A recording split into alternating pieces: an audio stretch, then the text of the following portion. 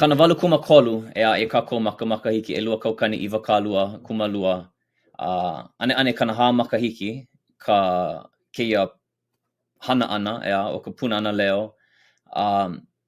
No leila, pehea ka ulu ana o ka papahana mai ke lā wā, a hiki i keia wā, a heha paha kekahi hua nui o na hana a ka Pūnana Leo. I kou mana o ka mea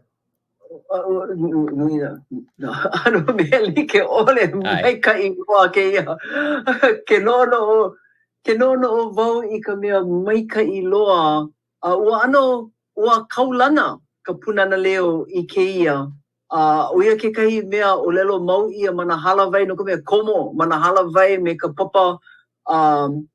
papa alakaʻi o ka ʻoihana hoʻonaʻauao ʻōlelo mau lako ma ia manawa o